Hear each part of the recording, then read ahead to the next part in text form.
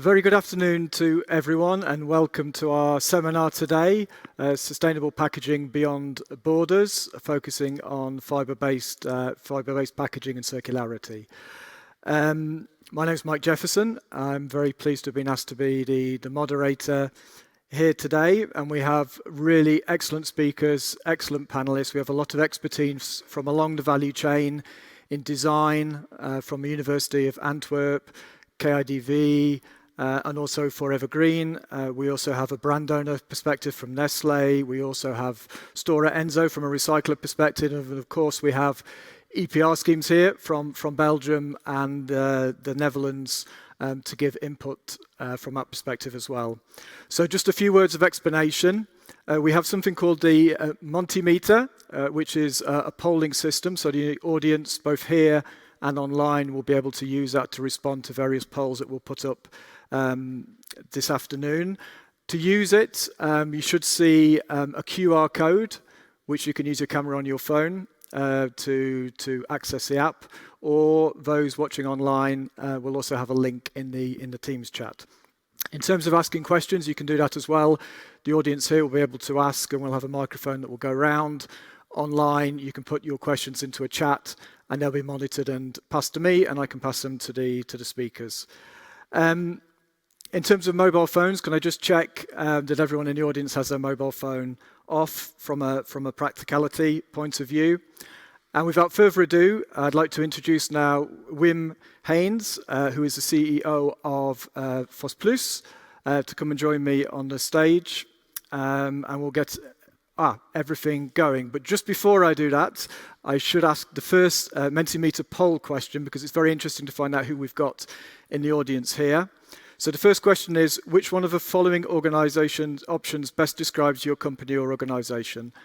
Brand owner, retailer, producer of packaging, waste sorter or recycler, municipality or national government, EU Commission, regulator, EPR organisation, European organisation, consumer or other. So if you can answer that, and in the meantime, if you can come and join me on stage.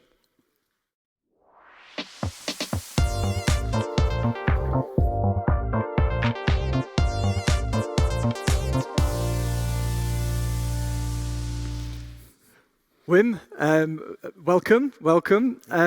Just if I can start with a few questions. I mean, the first one being, this is the second event that I'm aware of. There was one last year focusing on plastics. Both times it's been a joint seminar between KIDV in the Netherlands and Fost Plus in Belgium.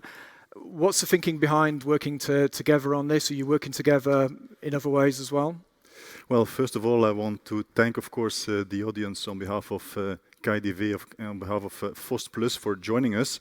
We're about 500 people watching online, 80 people here in the zoo in Antwerp. I want to thank also our speakers, our panel members, and last but not least, of course, the people of KIDV for their cooperation, in fact, with organizing this event. As you said, it's the second event we're organizing together. So the last event was last year. Unfortunately, it was COVID, so everyone was online last year. But now we have a better event, and perhaps next year an even better event.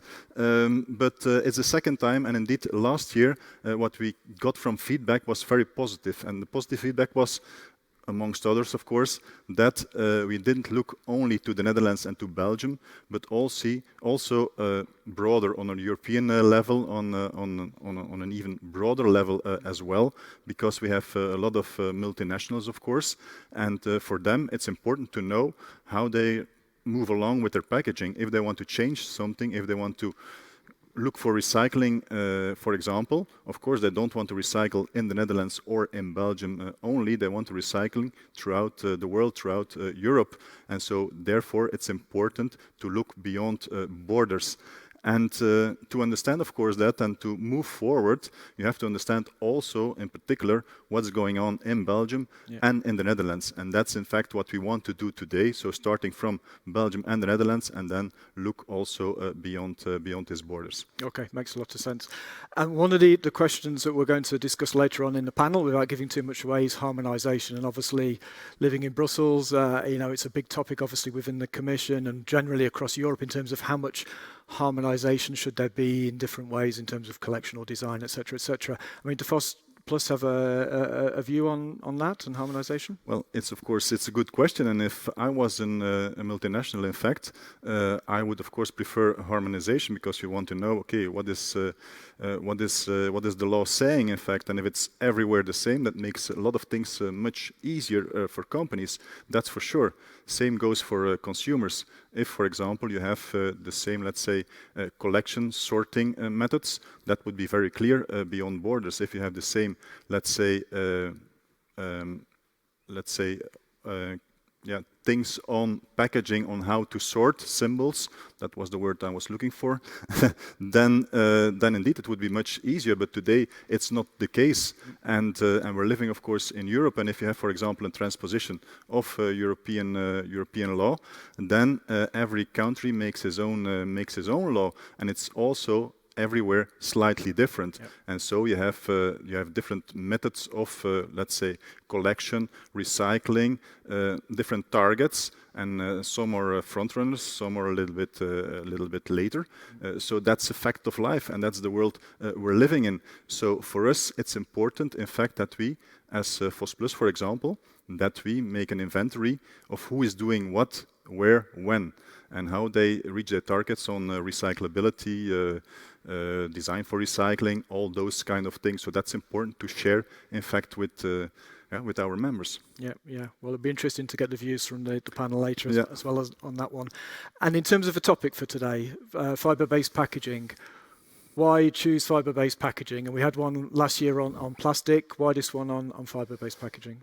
Well, if you see, in fact, the last couple of years, you see a clear shift from plastic packaging to fiber-based packaging, and that's due to legislation. If you, for example, look to the single-use plastics directive, for example, but you have also a lot of, let's say, plastic bashing, and also companies want to use less plastics moving forward, and also consumers think that, let's say, paper cardboard packaging is much more sustainable than plastic packaging. On the other side, sometimes we see a shift which is not quite okay, meaning that, for example, if you have some plastics which are very good recyclable, then you see a shift, for example, from plastic monomaterial cups to multi-layer material, laminated material even, and so that's not a good evolution always. So we have to be very careful, and we have to teach, let's say, everyone, also producers, on how we can recycle, how we can collect, what does it mean, in fact, for the entire chain, etc. Same goes, in fact, for recyclers. For them also, it's very important to know, okay, how will the market evolve? What will come next? How can we? How do we have to invest, etc., etc. So these are a couple of questions we want an answer on this afternoon. Well, we'll try our best in the panel. We certainly have the right people sat there to debate those types of topics and try and draw some conclusions. And in terms of, just a final question, in terms of what success looks like to you from today, what would you like to see coming out of the seminar today? Well, today I think it's important that we can give an overview, in fact, on what legislation is all about, how we looked on recycling of fiber-based packaging in the Netherlands, in Belgium in the first place. On the other hand, I think it's also very important that we have clear answers on questions like, okay, if we have to change from materials, plastic materials which are difficult to recycle, to fiber-based packaging, what does that mean? What should we do? And what is in fact the consequence of doing so in terms of innovation, in terms of investments, in terms of teaching people, etc., etc. So these are kind of questions we want to have an answer on this afternoon. Okay, we'll try our best. And I don't know if we have the results yet from the Mentimeter. Yes, we do. So I can tell you, well, you should be able to see for yourselves on the screen, but we have a lot of brand owners and retailers here, a lot of other, a lot of producers of packaging as well. So certainly brand owners, producers of packaging, a lot of EPR organisations as well, actually. So we certainly have a good spread from across the value chain in the audience today. Excellent. Wim, thank you very much. We're going to crack on with the first presentation. Thank you.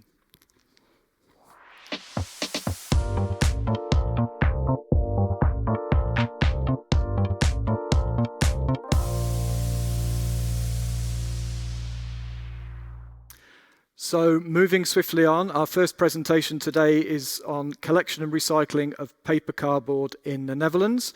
And we have Koen Bertens, who is a senior business analyst from Afvalfonds, to tell us and explain how it works in the Netherlands.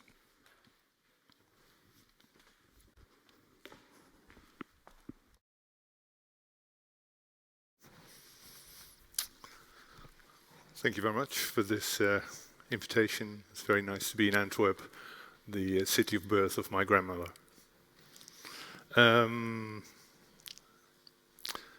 I've been in this job for 10 years, monitoring packaging, and I can tell you quite some change in the last years, especially from this packaging waste directive, the new ones. There's a lot of new challenges if you talk about monitoring.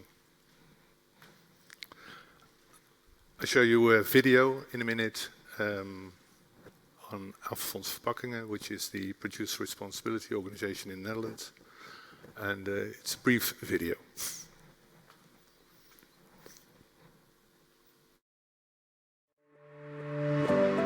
Wij werken aan een wereld waarin steeds meer verpakkingen worden hergebruikt. Een wereld waarin verpakkingen geen afval worden, maar grondstof.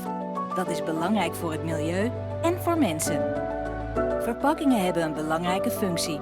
Ze verlengen niet alleen de houdbaarheid van onze levensmiddelen, ze zorgen er ook voor dat kostbare producten ons zonder schade bereiken.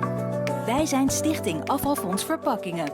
En namens producenten zijn wij verantwoordelijk voor de effectieve en efficiënte inzameling, sortering en recycling van verpakkingen in Nederland. Om de verpakkingsketen werkelijk duurzaam te maken, moet iedereen intensief samenwerken. Van producent tot consument. Die samenwerking stimuleren we met kennisdeling en financiële prikkels. Zo versnellen we samen de transitie naar een circulaire economie en een schonere wereld. Afvalfonds Verpakkingen. Elke verpakking telt.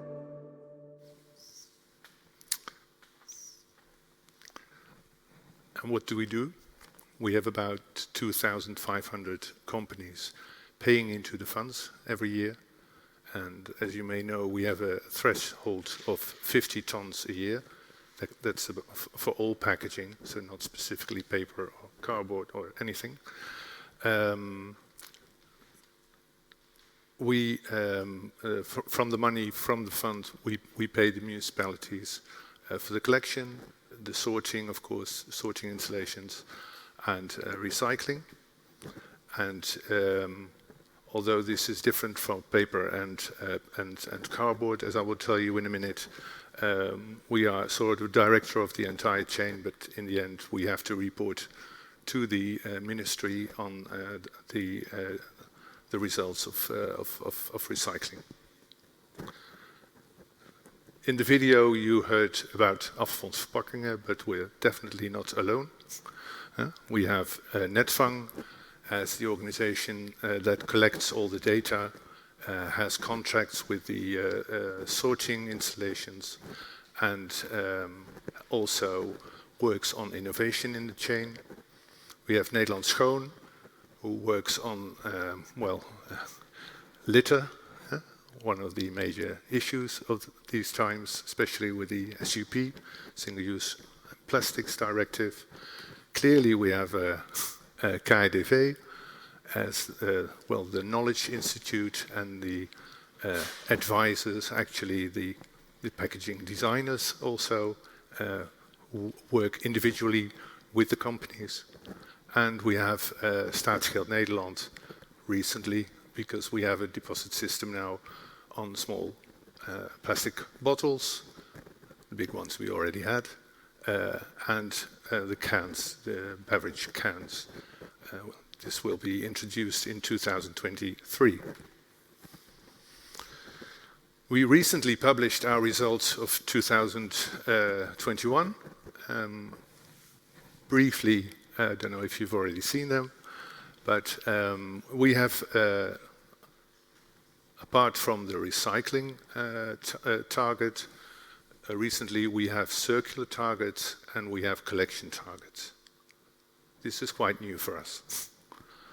The recycling targets we used to have with the Packaging Waste Directive, we have quite a different situation now.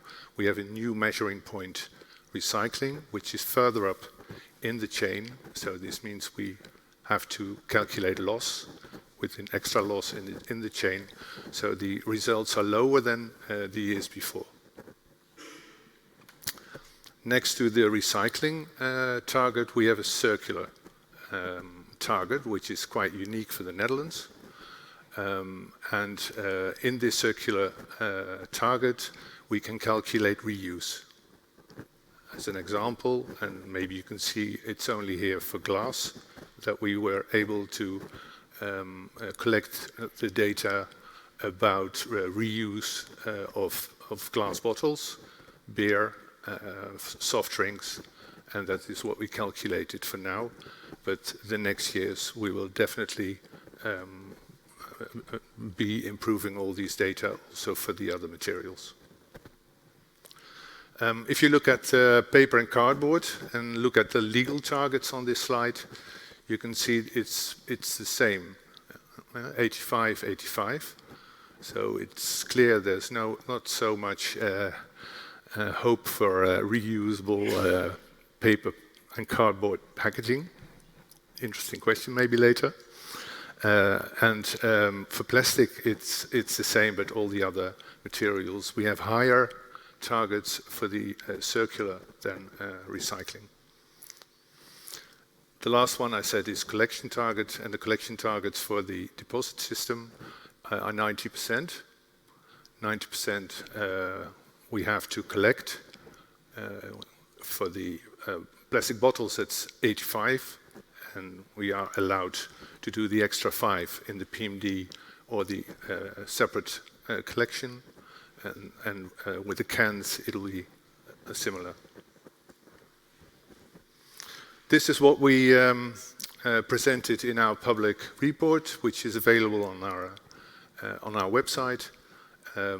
You can see we recycled 90% in the Netherlands, of course based on all kinds of information we gathered from the market, but there's also another figure which is important. If you look at the sorting research being done in the Netherlands on household waste, there we see there is still 10% of packaging in the household waste which is burnt. So it's very difficult to have 100% recycling.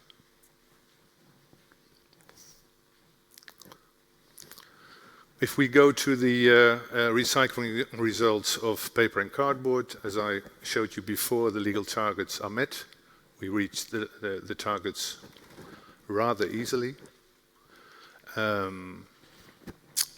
If you look at the Netherlands, especially Afvalfonds monitors both household or consumer packaging and commercial packaging. So that's in the same organization. That's different from Belgium. We have a number of variables there. Of course, we have the weight coming from the 2,500 companies I just mentioned, with the thresholds of 50 tons a year. Then we have a quite severe research for the rest of the companies, under the threshold, of course. That's about 4,000 companies in all different sectors and sizes, and we extrapolate that to the 1.2 million companies in the Netherlands. We also collect data on open cardboard boxes from the vegetables and fruit sector, and from the plants and the flowers. And we try to estimate as good as possible the weight of paper and cardboard packaging coming from abroad, because of course people have a lot of online sales, but they don't necessarily. We don't have that in the system. We have to measure that or estimate that differently. As I said before, Netfang collects all the data from both B2B and B2C material. In general, it's 1/3, 2/3 this in weight. So 1/3 is from household companies, 2/3 comes from commercial. If we just look at the packaging share in those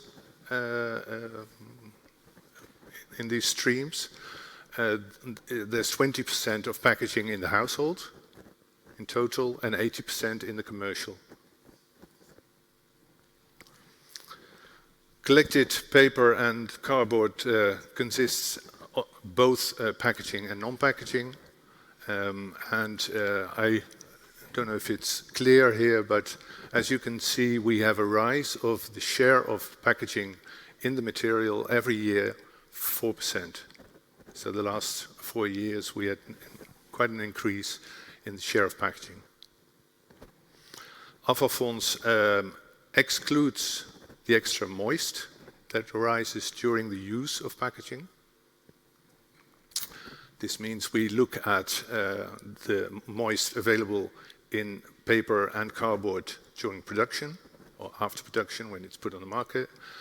And there are some really big paper waste companies that measure the moist of the material which they collect. And then we see there is 2-3% extra moist in that material. So we say, we can't count that as recycling. Since this year, we also have to show where the recycling is done, in the Netherlands, in Europe, outside of Europe. And we made an estimation that 10 to 15% is going outside of Europe. We've had quite some import bans on several materials. So I think this is one of the results of that.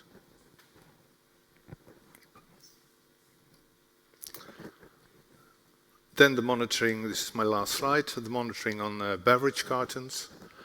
The use of beverage cartons in the Netherlands is fairly high. It's more than 3 kilograms per inhabitant, which is even 1.5 times Germany. And the consumption of dairy products in the Netherlands, as many people know, this is why we are so tall, is quite severe, and especially thick dairy is quite characteristic. So we're talking about yogurt and vla, if you know this. The yearly weight of these beverage cartons coming put on the market is quite stable. It's about 55 kilotons a year, and the last 3-4 years that's been the same. Still, we have quite an interesting discussion now about the definition of beverage cartons. I'm not going to go into detail. Clearly, as you know, it's a laminate, so we have, as you see, 75% paperboard, 21% plastics, and 4% aluminium. So the designers are very busy with reducing aluminium and finding other ways, like bio-based plastics with the plastics. And at this moment, I didn't tell this before, but since we don't have a target at the moment, a target for beverage cartons, we count the paper which is recycled from beverage cartons into the results of paper and cardboard. We have, at the moment, we have the collection both separate and post-separation. Post-separation is quite unique for the Netherlands. We take it out of the household waste with sorting installations. So these are the 2 lines. And if you look at the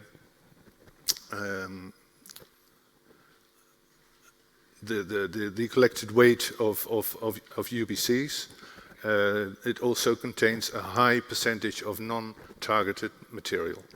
The government measures this. It's 55%. So we're not even measuring it. The government is measuring this. And this is quite severe. And this has to do with the yogurt and the vla and all this thick dairy we use. On average, well, it says here 21, here it says 25. Well, there's quite some polyol. This is not recycled yet. There are no facilities at the moment that can recycle that material. Clearly, there's quite some development in that area, but it's not recycled yet. We have Wageningen Universiteit in the Netherlands that made a calculation for the ministry to show us what the new measuring point means for recycling of all the different layers of beverage cartons. And they estimated that 31% of all 55 kilotons is recycled. So there's quite a challenge. We expect a recycling target the next 2 years, and this will clearly have an effect on the recycling we will have to reach the coming years.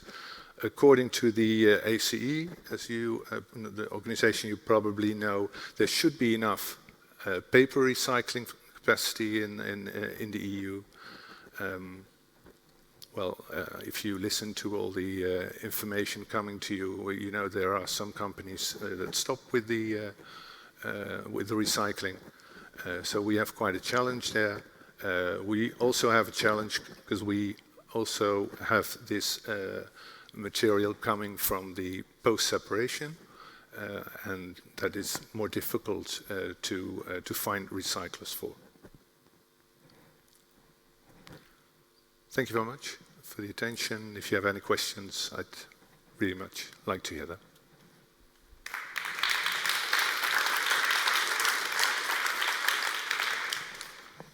Koen, thank you very much. Some really impressive figures there on fibre-based packaging recycling. Unfortunately, we've got a fairly tight agenda, so we won't be able to answer all of the questions coming through. But there's one here on measuring circularity and it being based on reuse. The question is, would it not be better to measure circularity based on avoidance of use of virgin materials and replacement with recycled materials? That's an interesting question. Of course, we have a definition in the Netherlands for this recycling, this circular target. This is not part of that definition. Okay. Yeah. And just one, I think we have time for just one more. Yeah. So how are UBC, so used beverage cartons, I think, recycled fibres taken into account in the paper cardboard recycling targets and measures? As they contain 75% fibre per pack, does it by default, as it's lower than a 90%? I mean, so how is it accounted for? How do you account for it in the numbers based on the fact that it's not 100% fibre? We have 1.4 megatons of paper and cardboard put on the market.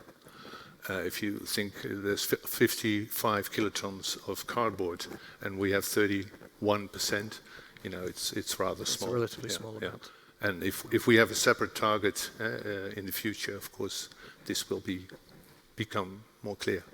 Okay, perfect. Yeah. Thank you again. I think we should move on with our busy agenda. Thank you. Thank you. So we've heard from the Netherlands now, and now we're going to have a presentation from Belgium on collection and recycling of fibre-based packaging from Mick van Haver, who is the COO of Fost Plus. Mick.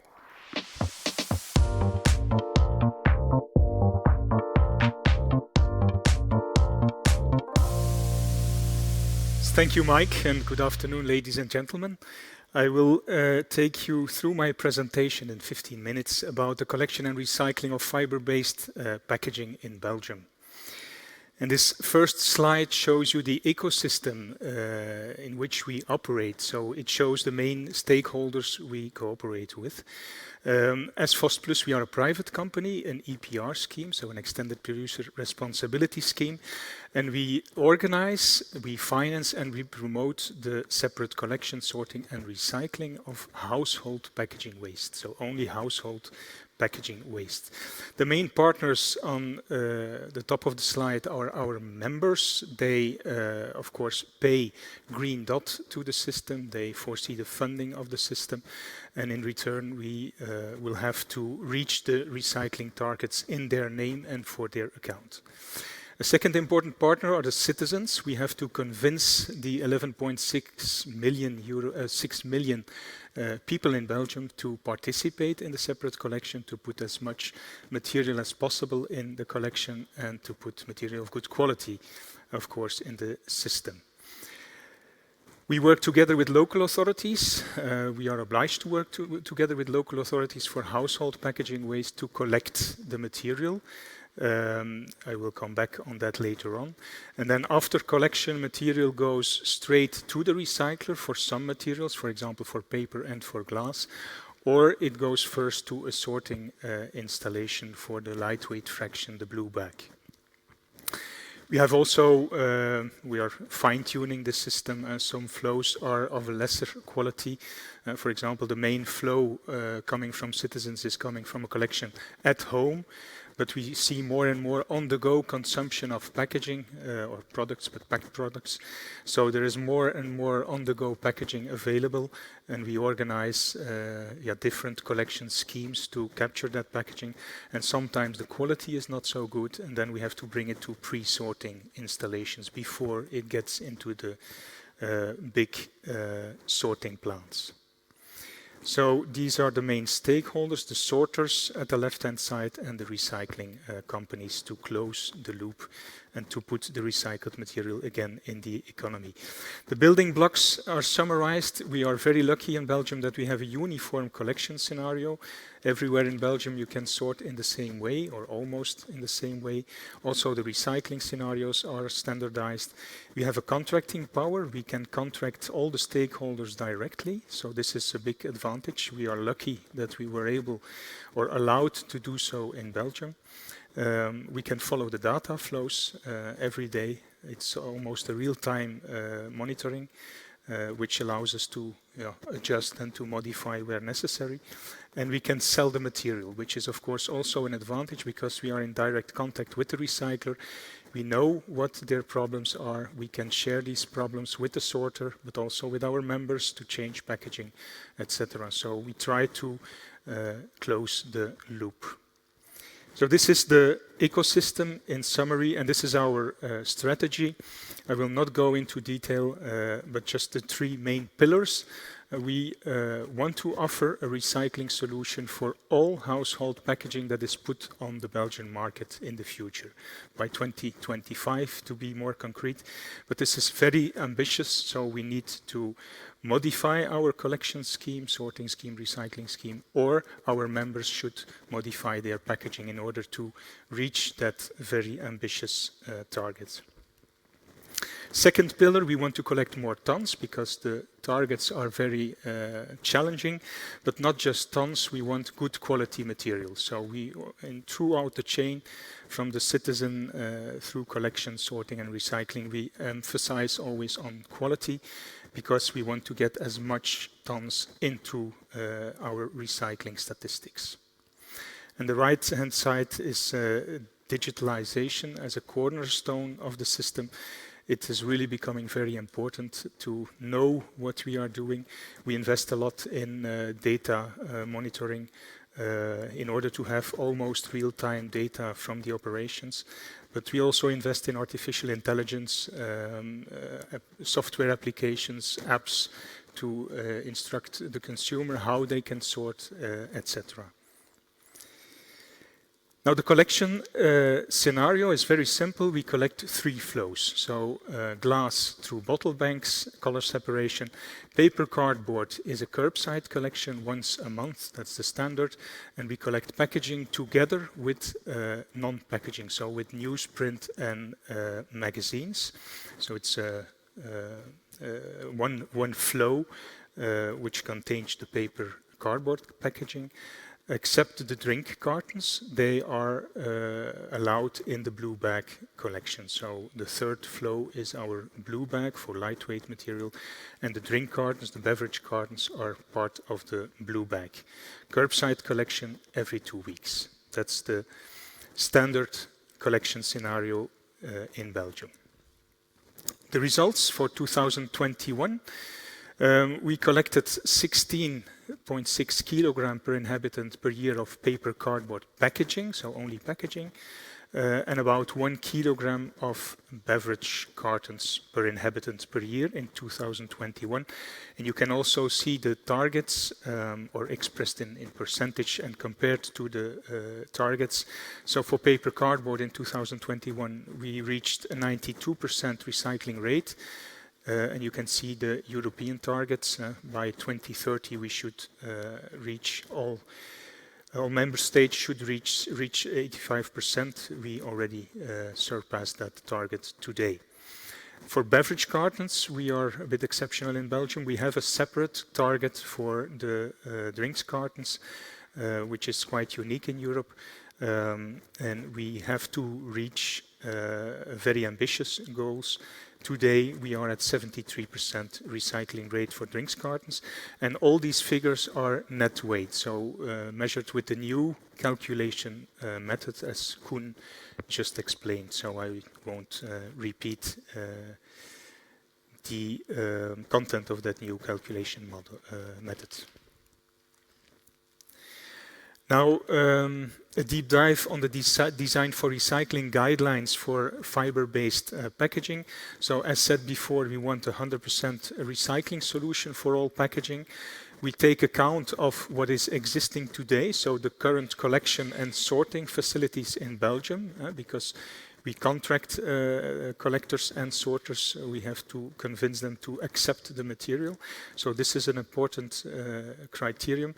And on the other hand, of course, the possibilities in terms of sustainable recycling channels that are available. A bit more detail, what are our actual guidelines today? So the main one is packaging is considered as paper cardboard. If it contains at least 85% fiber, then it is considered in our system as paper cardboard packaging. We recommend to use no double-sided and not water-soluble coatings, or not to use them, of course, because they create a lot of problems in the operations. Also, we ask to try to avoid materials which get dispersed into the flow. For example, some glues, they get all over the end product in the paper or carton mills, and they create stickies in the final product. So this is also a big issue, and we ask to pay attention to that aspect. And then last but not least, please use as few as possible additional components, and certainly if they are not in paper cardboard, but in plastic or metal, etc. So this is in summary today, but if you want more information, please contact us and we will go into further detail. So these are the guidelines, and then we go to the green dot fees. You can see them here listed. And you see that there is a huge diversity in fees, from very low to very, very high. Now, the main principle of the green dot fees is that it's a strong financial incentive for companies to use packaging that is compatible with our scenarios, so with the collection, sorting, and recycling scenarios we developed in Belgium. So on the one hand, we have the obligation to keep them as agile as possible. We should from time to time modify our systems. But on the other hand, our members, they can also, by making the right choices, by following the Design for Recycling guidelines, they can also collaborate to put the system to a higher level. But these fees are, of course, an incentive for our members to do the right thing. Very important is that they are the result of what we call an activity-based costing model. I'll try to explain it through 2 examples. Paper cardboard, as far as it contains more than 85% fiber. How is the fee of 10 euro cent per kilo determined? We know exactly what it costs to collect 1 kilo of paper cardboard packaging in Belgium. We know what it's cost. We know the value on the recycling market because we sell the material to our recycling partners. And we just add up all the costs and eventual revenues in the chain. And that gives us a net chain deficit, the real cost to collect a certain material. For paper, today, for 2022, it was 10 euro cent per kilo. The beverage cartons, another example, just the same exercise. We know exactly what it costs to collect the blue bag. We have an allocation study to determine the part of the blue bag cost that is allocated to the drinks cartons, because it's only one of the 14 fractions of the blue bag. Blue bag goes to a sorting plant. We work with a consultant who makes a real detailed allocation and is really going to determine what does it cost to sort beverage cartons, electricity consumption, labor cost, etc. And we try to allocate this to the beverage cartons, and then we sell them on the recycling market. And we have the value, of course, which changes every month. We put it all in the model, and this gives us the net chain deficit. 48 euro cent per kilo for beverage cartons. Same for all the other materials. And then you see on the bottom of the table what we call dissuasive fees for some packagings. And I make distinction between the other valorized and the obstructive packaging. Other valorized, just an example, paper cardboard packaging that contains more than 15% non-fiber content is not considered as paper cardboard, is other valorizable. Why? People cannot put it in the separate collection. Citizen has to put it in the rest fraction, the residual fraction, goes to incineration. In Belgium, every incinerator is equipped with energy recovery. You recover energy, but we cannot put these tonnages in our recycling statistics. They pay a much higher fee, as you can see, 173 euro cent per kilo. And then the obstructive packaging, that's a special category. This is really packaging that we consider as today not compatible at all with the existing schemes. We have an agreement with the authorities that there is a timetable agreed upon. The industry gets some time to modify their packaging and to make sure that it becomes compatible. But if it doesn't work out, if they do not modify the packaging, then in time they will have to pay the obstructive packaging fee, which is very high, as you can see. So this is a real incentive to do the right or to make the right choices. Then a small focus on the evolution of the paper cardboard stream. I'll go a bit quicker, Mike, to respect the time schedule. But we see a clear and continuous descent of the collected volumes. Year after year, we see less collection of paper cardboard.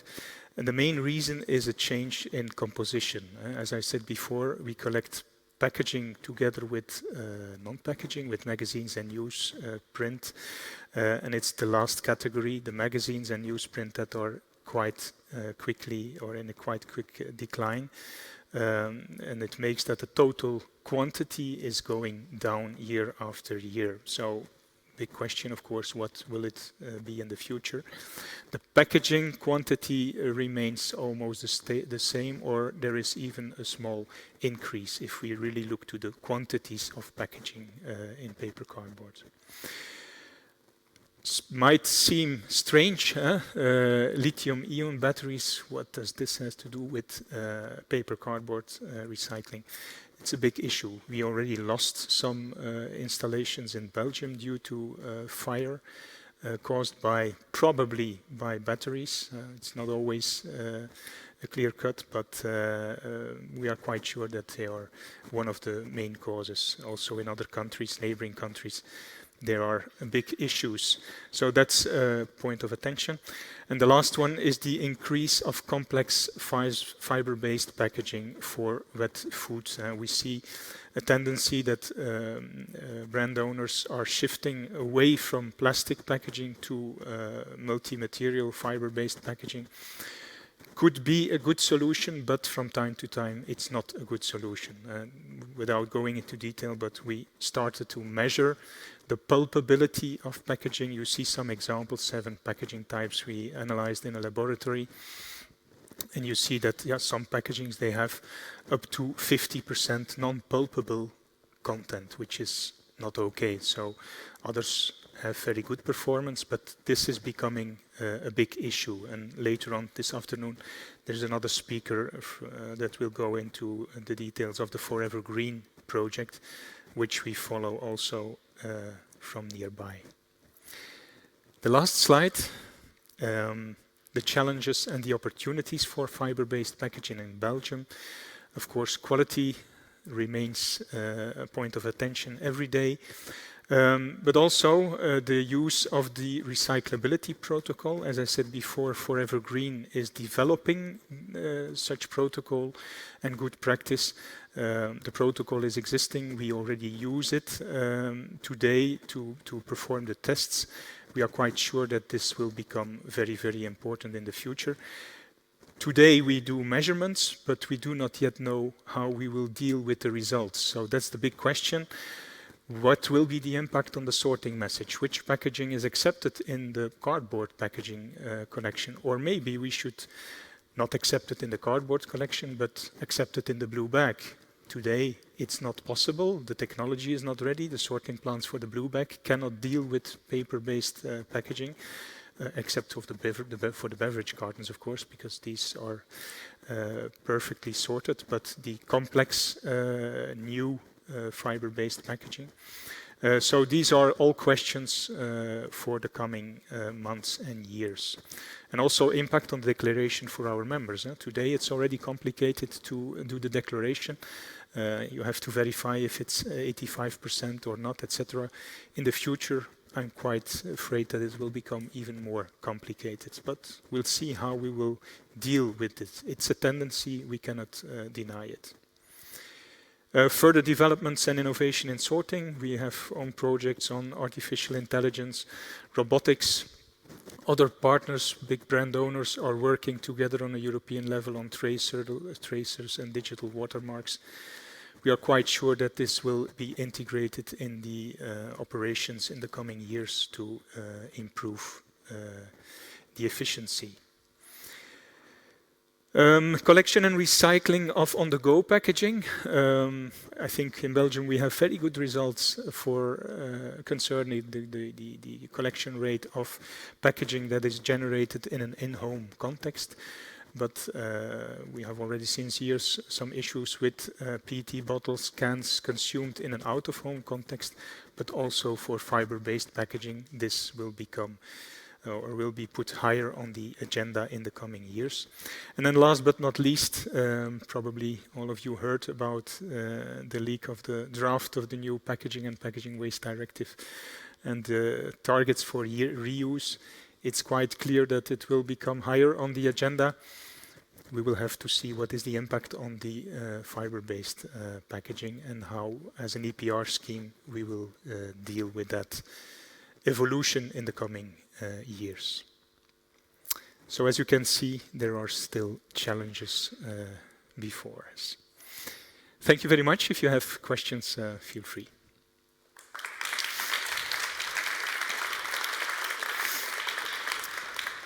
Thank you very much, Mick. First of all, I might just go to the audience here because last time I took questions from those watching online. Do we have any questions? Whilst people think of them, maybe I'll jump to one I have in front of me. It was noted by someone that obviously there's quite a high recycling rate for the drinks cartons of 73%. So the question splits into two. Firstly, how is that measured? How do you calculate the 73%? Is it, for example, the weight into the recycling plant, into the paper mill?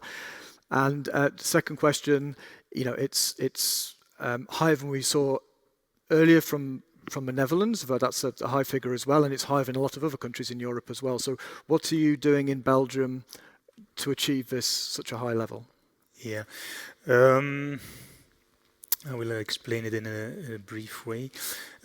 Since years we have a very high recycling rate calculated with the old method for beverage cartons, because the Belgian legislation foresees a recycling target of 90% for beverage cartons.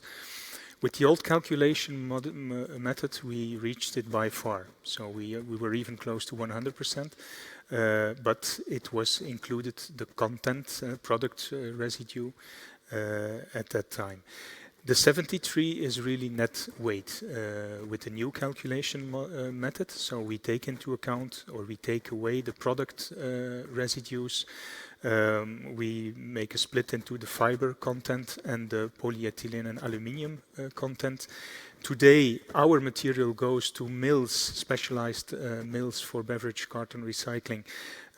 Not all of them recycle the polyol, but the majority of the polyol today in 2022 is already recycled. More than 50% of the polyol is recycled.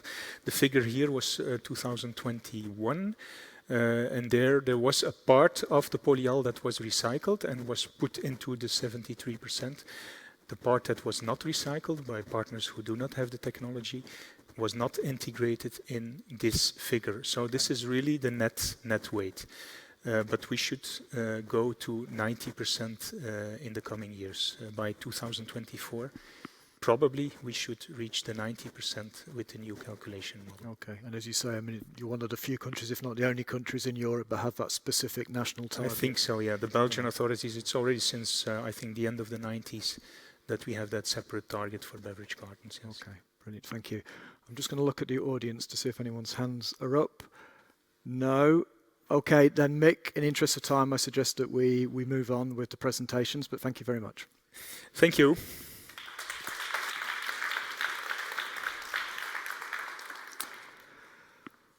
So we've heard from the Netherlands, we've heard from Belgium.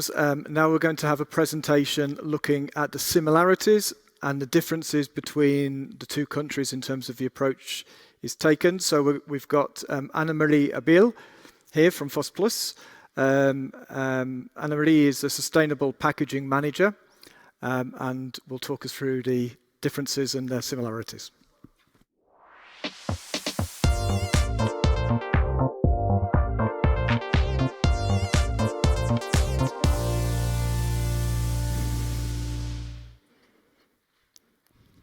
Hello, good afternoon, everyone. So I made this presentation together with my colleagues from Fost Plus, expert in paper carton, and the colleagues from KIDV. Let's maybe first have a look at the terminology used. So the seminar is going about fiber-based packaging today. But if you look at most of our documentation, we are still referring to paper cardboard and beverage cartons. So, like Mick already explained earlier, and Koen as well, I think, we are referring for paper cardboard to thresholds. In Belgium, the minimum threshold currently is 85%. In the Netherlands, this is 50%. And there they add the extra requirement that it can only be one-sided coated. This is also important for Belgium, but it's not in the Green Dot fees, but it is in the Design for Recycling guidelines. Molded fiber is not specifically mentioned in most of the documentation, but it's also allowed in both countries in the paper cardboard stream under the same requirements. If we then look at paper cardboard, both countries refer to laminated cartons with a structure of paper laminated to aluminium, laminated to polyethylene, or could be as well paper laminated to polyethylene, with a minimum fiber content of 70% for the Netherlands and 50% for Belgium, even though in Belgium most of them also have minimum 70%. And both countries, they are mostly used for liquid products, where, like Koen already explained, in the Netherlands there are some products that have a higher viscosity. There's a lot of info in this slide, so let's guide you a little bit through it. First, if we look at the EPR organization, so from an operational point of view, both countries have one non-profit EPR for household waste, and it's on behalf of the producers and importers. Then some differences. Belgium has 4 green dot fees. Mick already showed them. So we have the recycled one, we have the valorized one, and then we have the obstructive one, and then one for drink cartons. The Netherlands has 2. They have one for paper cardboard and one for drink cartons. The Netherlands, they have a recycle check document, which is assessing the real recyclability of a product. Then moving to the packed product, both countries have a cost-based approach to calculate the fees. Furthermore, the design for recycling goals are identical, and the goal is to move towards a higher recycling rate. Also, the criteria are very similar, and they are based on the existing infrastructure in both countries, which we will see later are very identical. In the differences, we see the threshold, which is different. So in Belgium, it's 85%. In the Netherlands, it is 50%. And like said earlier, in the Netherlands, they have a bit more heavy products packed into the drink cartons, like vla or yogurt. And that's a bit more difficult for recycling. Then looking at collection, so identical door-to-door systems for fiber-based packaging. Drink cartons in Belgium are collected in the blue bag, PMD+. In the Netherlands, this is very resembling to the PMD in the Netherlands, but they have an additional system, which is immediately one of the differences. So in the Netherlands, it can depend on the municipality where you live in, and then you have an after-sorting step, which is creating a little bit a lower quality product than directly from PMD. And in both countries, the collection is the responsibility of local authorities. Sorting technologies, I've been told, are very identical, and also recycling is very identical, and we are serving the same market.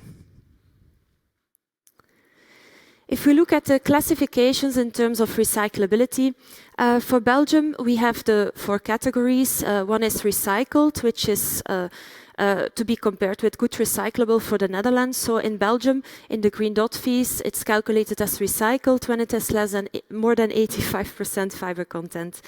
And in the Netherlands, it has to be more than 50%, and also the outcome of the recycle check is important to assess the real recyclability. In Belgium, we categorize it as valorized when it contains less than 85% fiber content. In the Netherlands, less than 50%, also when it's double-sided coated or when it contains food residue.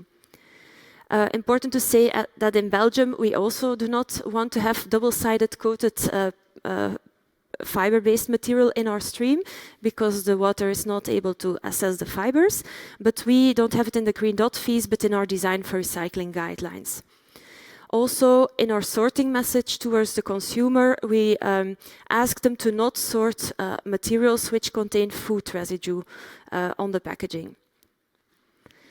Then, like Mick mentioned earlier, the obstructive category in Belgium, so a combination of fiber-based material with a metal or plastic closure, so typically the crisp packaging with a metal on the top of the bottom, or a plastic closure, so which is difficult to remove for consumers. When they add it in the paper carton stream, the metal will start obstructing that stream.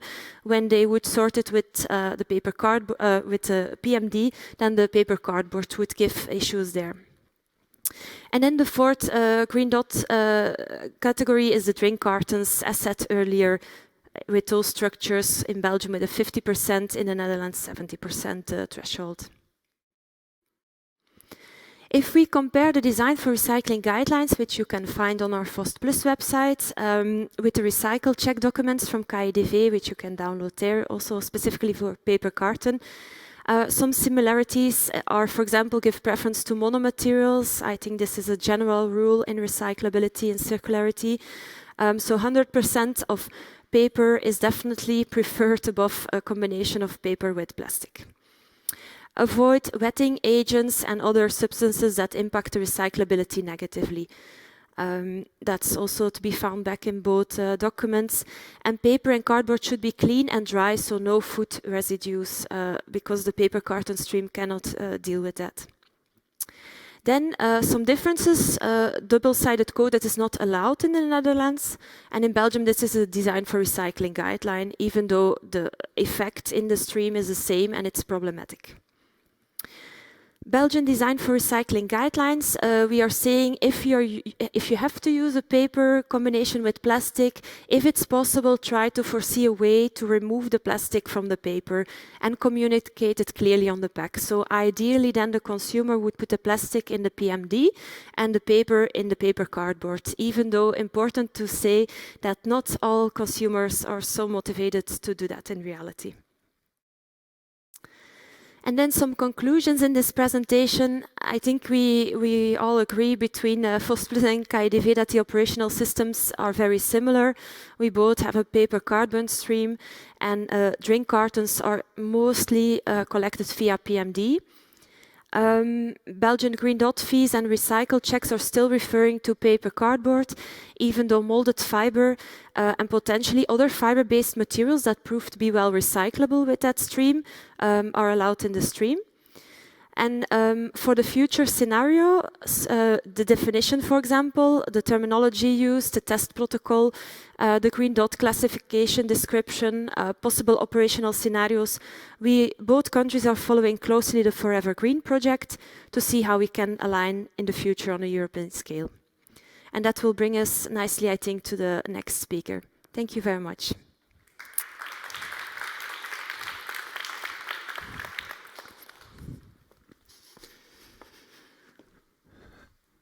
Perfect. Thank you very much, Anna-Marie. So now we'll go straight to Suzanne Hasser. Suzanne is from CEPI. He's going to be giving us an update on the Forever Green project and give us some of the first outputs from that work.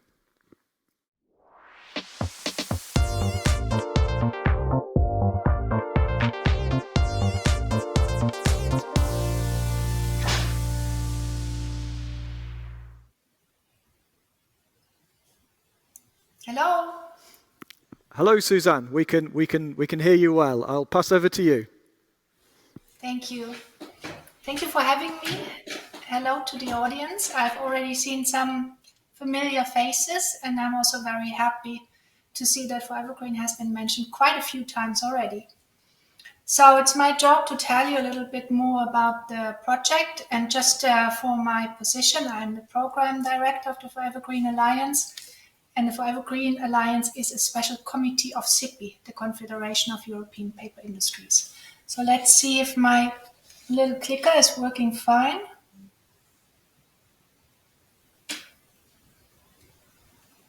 Here we go. So Forever Green is an industry consortium. It brings together companies that do have an active business in the fiber-based packaging value chain, and that do have a clear commitment to raising circularity and sustainability. We are also open for more members to join, but this is the two boxes that need to be ticked. Then, right. So I've already said we are operating as a special committee of CEPI, and this is also where we are coming from. It has all started in 2019 with the Single-Use Plastics Directive. Back then, many brand owners have reached out to CEPI asking for the implications of that regulation. And in response to these requests, CEPI has set up a couple of workshops already inviting the whole value chain for fiber-based packaging. And during the last workshop, a big brand owner has said, well, we have to put that into a permanent project. And that's how Forever Green was created.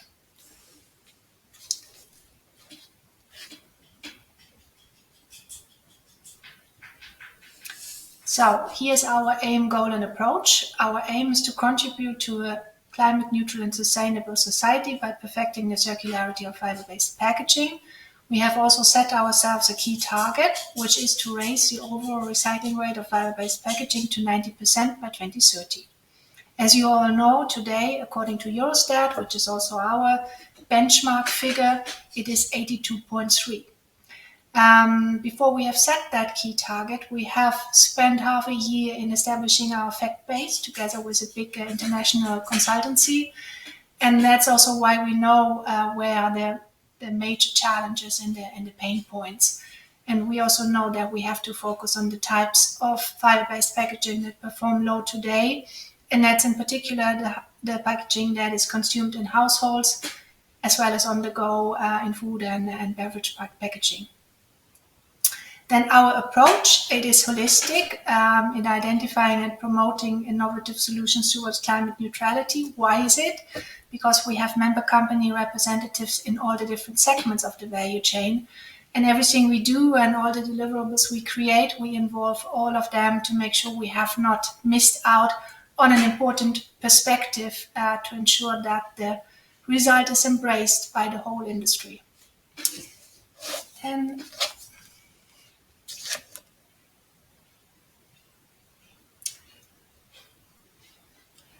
question to the moderator, is it possible that you switch my slides because it's losing actually? Oh, that's great. That would be helpful.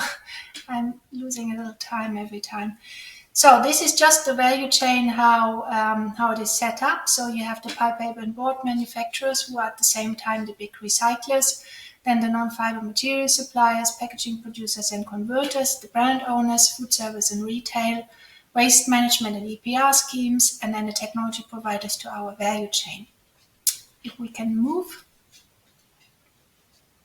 This is an overview with a non-exhaustive list of our members. So you see many prominent and beautiful logos here. So we are very proud of the group that we have gathered so far, and it's still growing. Then over to the next slide. Thank you.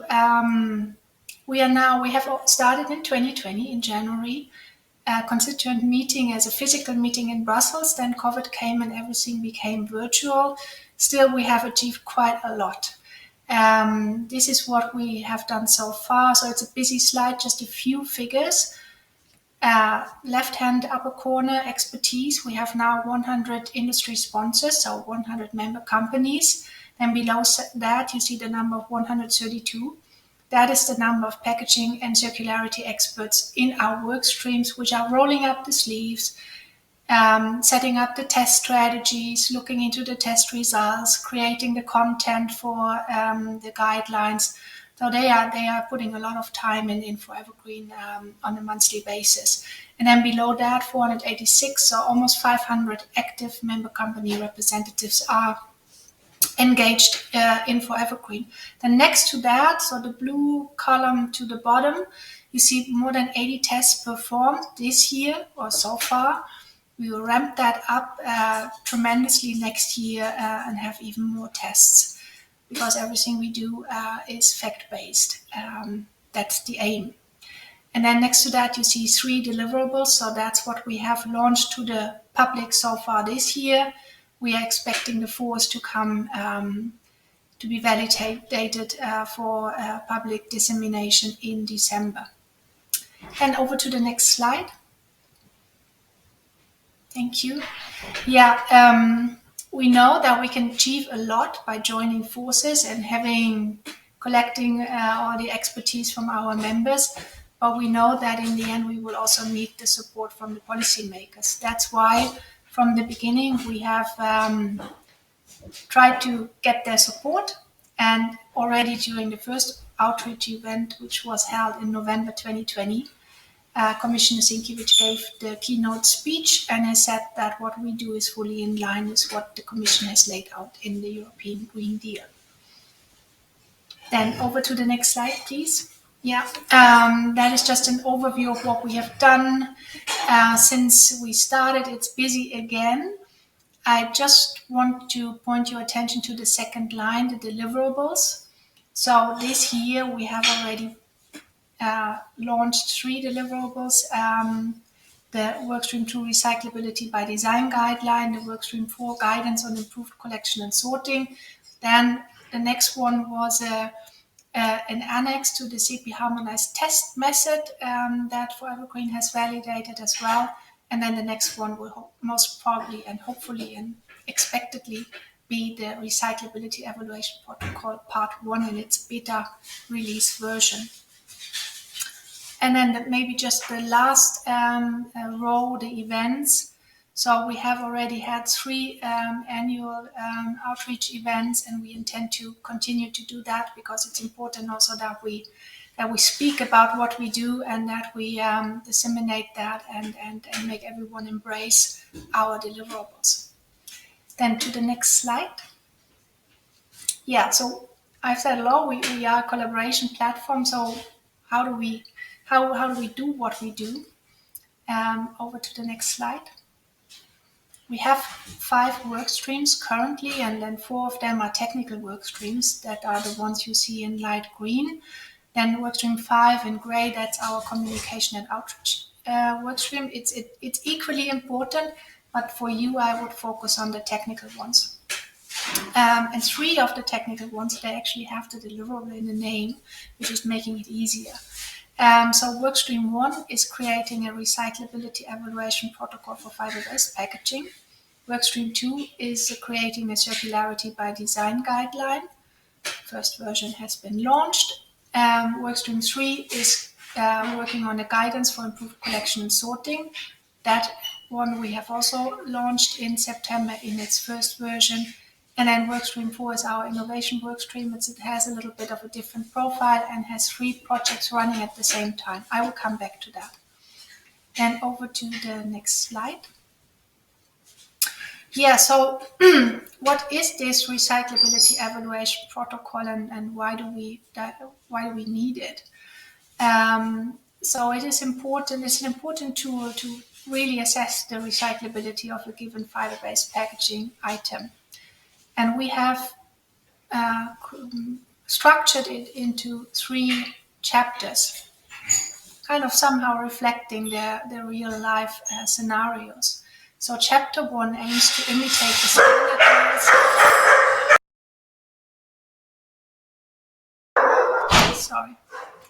standard mill's capabilities, thus tackling the largest chunk of fiber-based packaging. Then chapter 2 is focusing on imitating a mill with de-inking capabilities with extra process units available. And then the 3rd chapter is imitating mills with more specialized equipment and processes able to recycle materials not fitting for standard mills. Over to the next slide, please. Yeah, so why do we need it?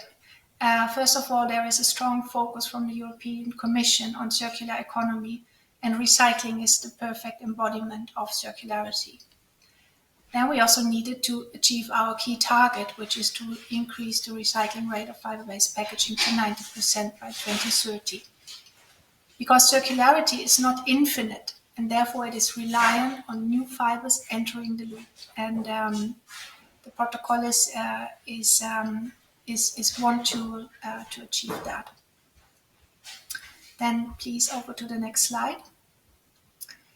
So now let's look at the workstream 2 deliverable, the circularity by design guideline. Why do we need that? So first of all, design is the first step in creating a packaging and therefore also the beginning of the whole fiber-based packaging life cycle. It is also our first opportunity to boost circularity. And then we are focused on saving resources and ensuring that the highest volume of material will be kept in the loop for us to reach our 90% recycling target. It's also needed because it's bringing confidence to designers to create packaging that is designed for circularity across Europe and in the world.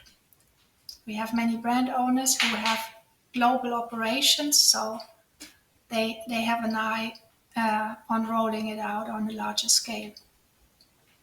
Then over to the next slide. Yeah, now the workstream 3 deliverable, the guidance on improved collection and sorting of fiber-based packaging for recycling. So the challenges here are collection and sorting are key to improving the recycling rate of fiber-based packaging, but collection systems vary across Europe and should allow for volume and quality. That's why Forever Green is contributing with that guidance. And that guidance is a state-of-the-art review of the collection and sorting systems across Europe. It provides best practices to guide the implementation of future collection, sorting, and recycling infrastructure. And it has a focus on household collection and recommends collection and sorting in 2 coexisting streams for paper and board and lightweight packaging. Then to the next slide. Yeah, so what are our key recommendations? First of all, existing and well-functioning collection and recycling systems should not be hampered. Secondly, legislative initiatives to incentivize participation of all relevant stakeholders in extended producer responsibility fee structures that reflect real costs as much as possible. Thirdly, continuous communication to consumers is necessary to increase awareness and change behaviors. We also recommend separate recycling targets for household collection and industrial and commercial, and mandatory separation of packaging and sorting facilities from household and lightweight packaging. You can also download the guidance from our website, but this was then the recommendations in a nutshell. Then I've said the workstream 4, our innovation workstream, does have a bit of a different profile than the others because it's basically 3 innovation projects running at the same time. Project 1 is looking into novel sorting technology. It is investigating the efficiency of technologies for complex waste paper bales containing paper and board. We are testing selected technologies. We intend to pilot promising technologies and gather the insights for future industrial implementation. Innovation project number 2 is focused on novel recycling technologies. Here we are investigating technologies for small-scale, decentralized and novel recycling or mixed paper waste while efficiently dealing with rejected material. Here as well, we have started the lab-scale tests focusing on fiber recovery. These tests have started. It was the first project in the innovation workstream to start the test series, and that was done in May. So we are already collecting the results and have interesting discussions. Then the third project, it has a bit of a, let's say, complex name, comparative recyclability impacts. It is exploring the fate of each fraction in the fiber stock and waste or processed waters to understand the compatibility of materials with different recycling mills and potential improvements that are needed. There we run lab tests and validate that the recyclability evaluation protocol covers the needs of barrier materials. So then, yeah, that's the end of my my presentation here. I would like you to join us on LinkedIn and Twitter, where we report quite regularly on our progress. I would be more than happy to have you there as well. Then back to the moderator, and I think there is room for a couple of questions, which I would be happy to answer.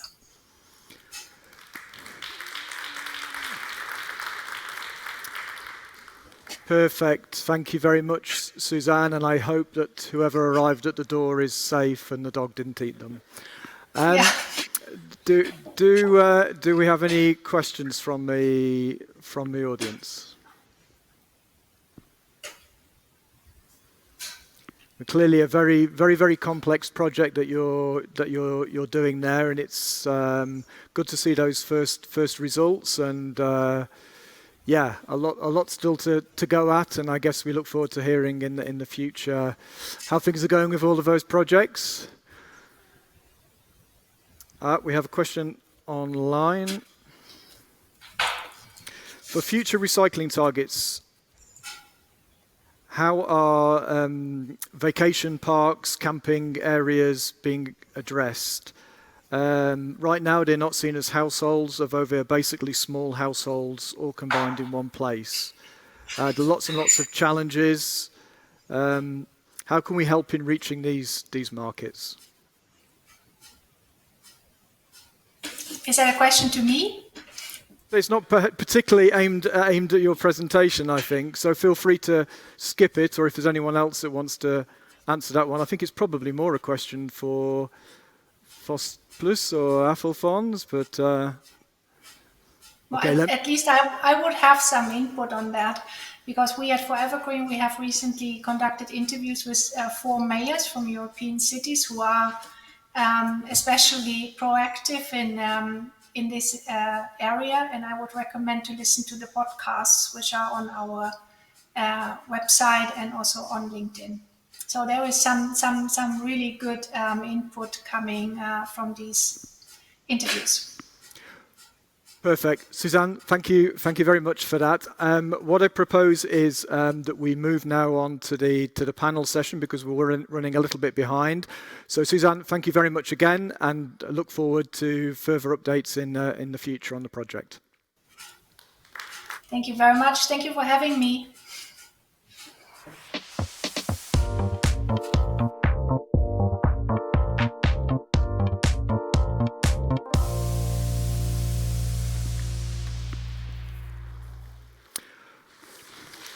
So, jumping straight in, I'm very pleased today to have with us some excellent panelists. So we have Karin van Doorselaar from University of Antwerp. We have Rob Hoytink from Nestlé. We have Peter Hengelsbach from Stora Enso, and Chris Brownes from KIDV, of course.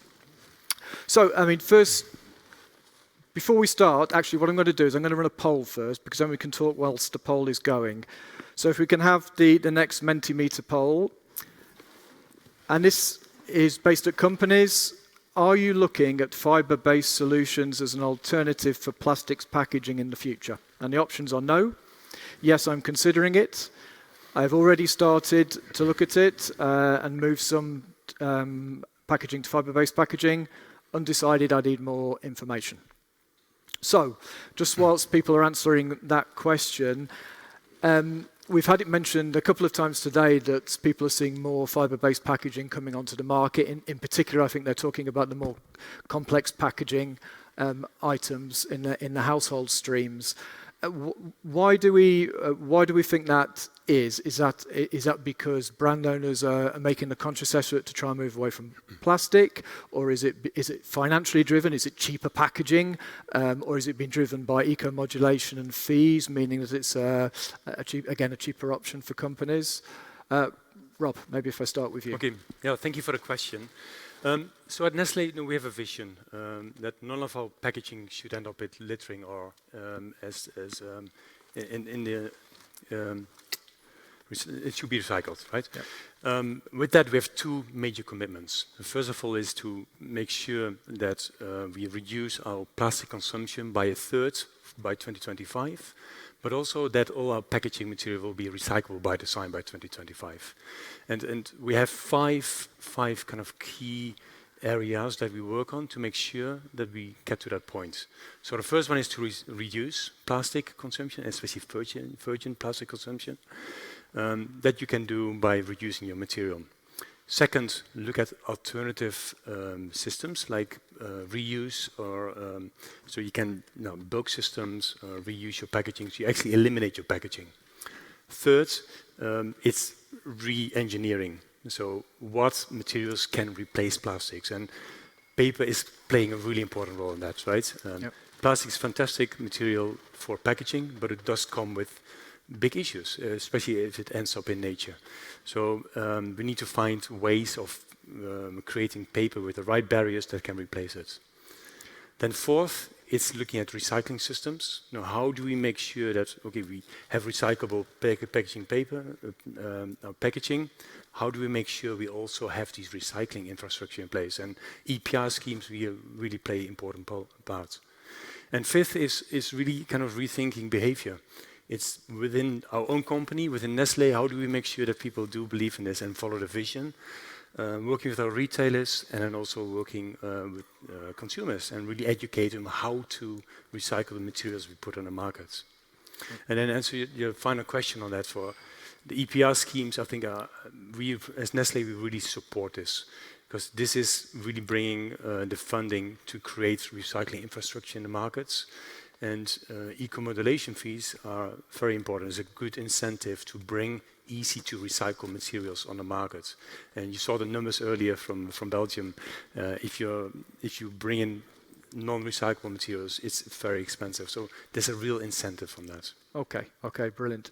And Peter, in terms of people that you're speaking to, people coming to store at Enzo, have you anything to add? I mean, what do you generally hear as to why people might be looking for packaging innovation and for certain types of products, etc.? Yeah, so it's definitely also a consumer issue that consumers need some guidance clearly in seeing the benefits. So why should I switch then to fiber-based packaging, and how to dispose it also? We have seen also in this comparison that there are deviations in different countries, and this is not really making the recycling that easy for the consumers. So clear guidance is needed. So technically there are some issues to be solved, but the consumers needs to be involved also, at least those who are really willing to contribute. Okay, brilliant. I don't know if we have the results of the poll ready yet. We do. There we go. So the biggest column there we have is I have already started to move to more fibre-based packaging. So that's interesting, and I guess it reflects some of what people have said during presentations in terms of their experience. We also have people considering it, and people are undecided and needing more information. So hopefully today's session will proves useful. Anything to add? Yes, I would like to add something. Yeah, of course, yeah. The replacement of plastic by paper coated by plastic was driven by the plastic strategy by the European Commission. It's one thing, it's obliged to recycle, and also by the perception of the consumer that paper is more environmentally friendly than plastic due to the plastic soup. But if the consumer will throw the paper coated with plastic in the environment, it will give the same issue. So it is not a solution to avoid litter, to replace the plastic by plastic coated paper. Well, in fact, we do have a question on that coming up, so yes, we can see what the audience think as but it's well an answer topic. to the question. Yeah. And Chris? No, I agree with the former speakers. I think it's the license to operate which is the most strong driver for parties. I think in general people think that paper-based packaging is better than plastic-based packaging. Period. They don't have the time to consider it. They don't have the time to evaluate it. It's a scenery for us, knowing all the insights and the details. But in practice, currently, I think that the societal idea of what is sustainable packaging or not is considered as being averse against plastic, which is not always right, of course. It's important that the decisions are not driven by the consumer perception. That it's so important that companies that say the consumer doesn't like paper, the selection of material should be scientific controlled and not by perception of the consumer. So what I'm hearing coming back is here, the real driver here is a perceived environmental benefit, and I guess the point here is that sometimes well, that might be the case, or in some instances, if it's not designed to be recycled, if it's double layered, etc., then that might cause challenges in itself. But it's based on a perceived environmental benefit rather than a financial driver. Yeah. So, I mean, if we move on to another topic, which is consumer engagement. So we'll run another poll now for the audience. So, is it always clear for the consumer what they should do with fibre-based packaging when it becomes a waste? For example, which recycling container it should go in, or whether in fact it should be placed in the residual waste, the general waste. And the options are, yes, it's completely clear, yes, most of the time, sometimes, no, hardly ever, or no, it's a complete mystery. So, whilst that poll is running, I'll turn back to the panel. Karine, what do you think? I mean, do you think it's what can we reasonably expect from consumers in terms of packaging, in terms of knowing where to place it, in terms of maybe separating items we've heard about today, where one part goes in one bag and another part goes in another bag? What can we expect? From my point of view, we should take away the responsibility of the consumer because he or she doesn't know it. And by digitalization, we can take that responsibility away. And especially the solutions, and ask the consumer, please rip off the plastic and put the plastic in the blue bag and the paper in the paper bag. I don't believe it. We say 25% of the consumers is really into sustainability, circularity, so we cannot give the responsibility to the consumer. Well, I have an example. Yeah, thank you. An example with me. So you have to Yes. rip it off. Yeah. You first have to read it. First, After yes. you have to get drunk your drink, you have to read it. Oh, I have to rip it off. Yeah. I have to separate it. First, this is in the paper bag and this is in the plastic bag. How many people do that? Yeah. Another sample. Please be invited to separate this. This is a paper-based packaging bottle. It's an old-fashioned one. You have a lot of better ones. I know that, but and it is also inside there is a plastic. So I am invited as a consumer to strip it off. Then I throw this in the paper bag and I throw it in the plastic bag. That's what I have to do. This is for frustrated consumers who want to do something with the packaging. So we actually have a few more examples to test people, and Chris has brought his own props. So Rob, obviously as Nestlé, I'm sure you've considered these factors, Yes. and I guess also Stora Enso in terms of designing packaging. I mean, so what insight can you bring here? I mean, what was the thought process in Nestlé in terms of complexity for the consumer? Yeah, look, and I think it's what the fifth pillar we're working on, right? It's really important that we are very clear to the consumer how they can recycle it. Clear recycling instructions. Ideally, and I think it was mentioned earlier as well, have pictograms on your pack for what bin does it go in. I think the struggle we have is that every country is different, so, right? So there's a real complexity that we need to improve and really to make it easier for the consumers, that you don't end up with tons of logos on your pack that the consumer just doesn't know what to do with it anymore. Yeah, and I think we know that the Commission are obviously considering things like labelling of containers and labelling of packaging and more harmonisation.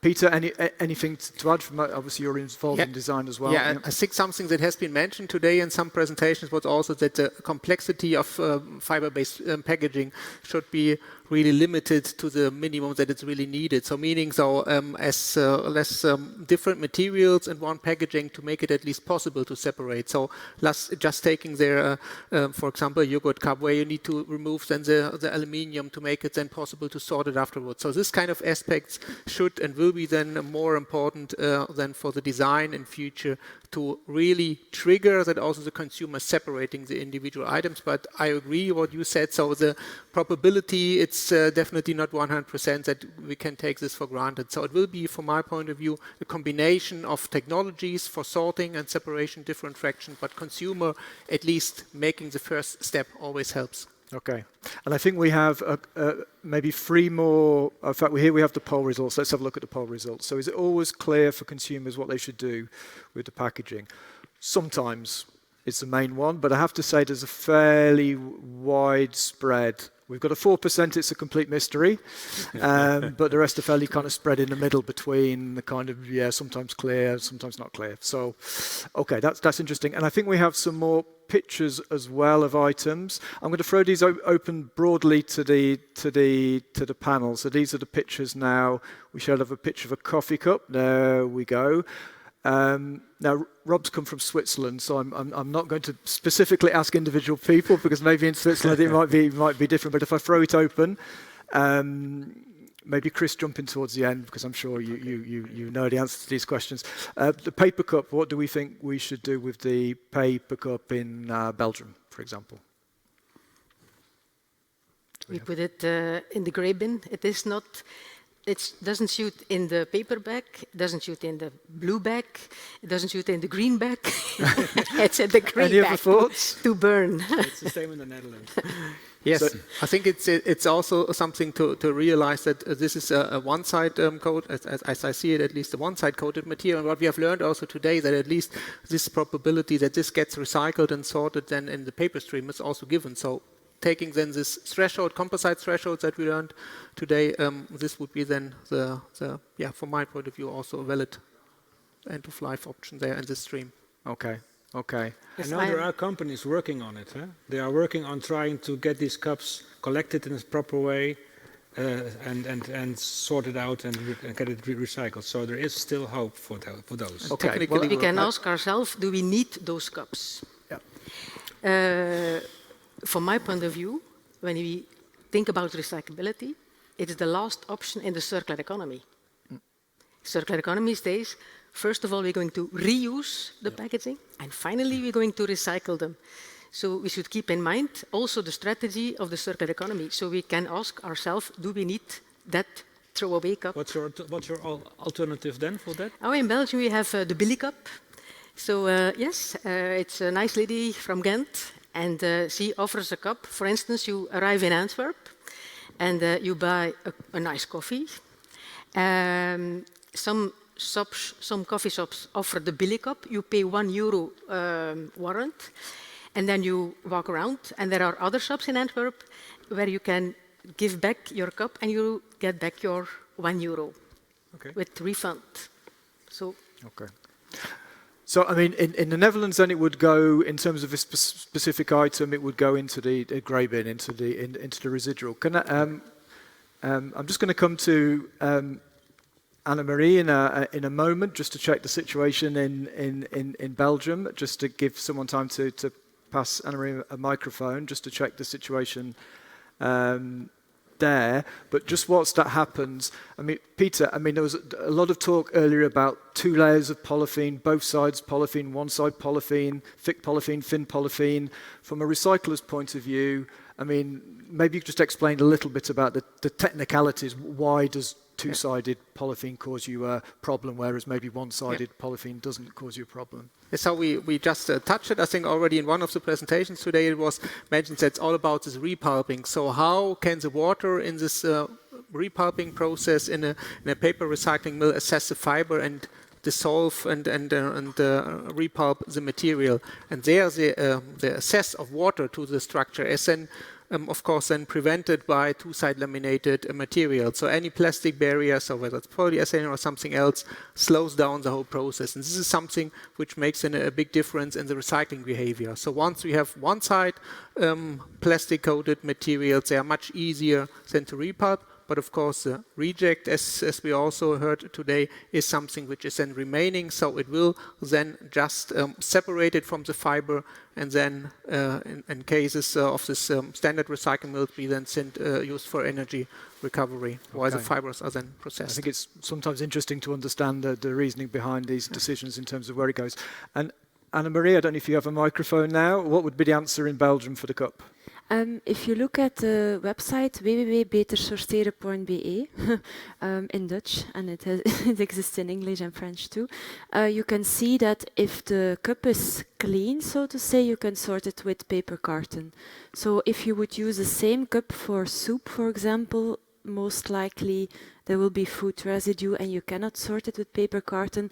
But if you would drink, theoretically, all your coffee, then you can sort it with paper carton in Belgium. Okay, so some differences in approach between different countries as well. If we quickly move on to thank you. If we quickly move on to the next one, this should be an easy one, the beverage carton. It's our enfant terrible. Because easy in terms of where to place it. Well, we are struggling with this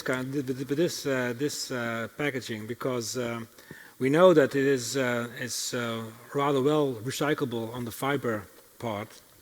And we know that it's hard recyclable currently on the if it's in there, it's juice, isn't it? So there's polyol in it.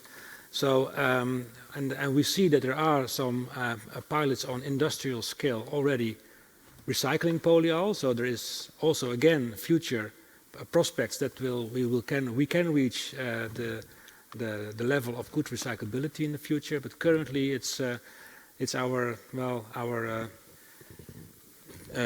child which is rather causing a little bit of trouble, because in the Netherlands we also use this kind of packaging with the dairy goods, which are not good recycled, and we have a low level of recycling currently, and we want to make it higher, but it's a rather a task. And unfortunately in Belgium you have the higher numbers, but in our country it's still a problem. And it has to be exported to other countries, because in the Netherlands currently we don't have a facility who does it. Okay. Yes, and I was wondering, Mr. told us that in the Netherlands you also use those beverage cartons for Vla. So I was wondering, emptying the beverage carton is very difficult, probably, and so the environmental impact is very high, because the environmental impact is in the product that is packed. So probably 20, 15, I don't know, % of the product stays in the packaging. So it is not at all an environment-friendly packaging because of the emptiness. So I'll pick up on residual in a second, but Peter wanted to jump in. Yeah, so but maybe let's start with this point. I think with emptying, I think it's clear. So depending on this viscosity of the material, there's some residues in. But this is something, and this is a unique thing with this used beverage container, that they are dedicated recycling streams, which I think is very important if we compare it with other fiber-based packaging, multi-materials. So there are this, as you explained it well, and we have seen in the demonstrations, there are the sorting options to have it as a separate stream. It means this type of material is in recycling facilities where it's already defined what's going in. There are the processes for the recycling also designed in a way that you can also have there some tolerance regarding this food residue. So this is something which can be handled in the mill, so meaning water treatment, but also this poly-eye, coming back to what you said. So it's much more than piloting. So what we see now in Europe, that there are emerging more and more facilities for this poly-eye recycling facilities, where we have this really then to fulfill the recycling targets also recycled. So it requires, again, the separate stream, not mixing with any other materials that are not compatible with this polyol. So if you would add there some kind of, or different types of PET, for example, in this kind of stream, this would then spoil the process and the whole system, so it would not work. But with this established system, we have really a great opportunity now.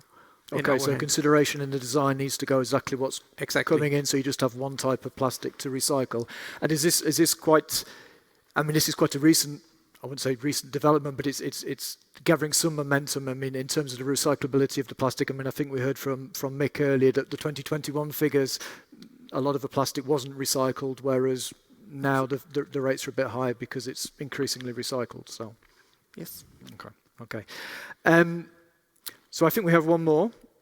So we didn't actually answer the question here, so I'm just going to jump in with the answer, and hopefully I get it right, otherwise I'll just have to get my coat.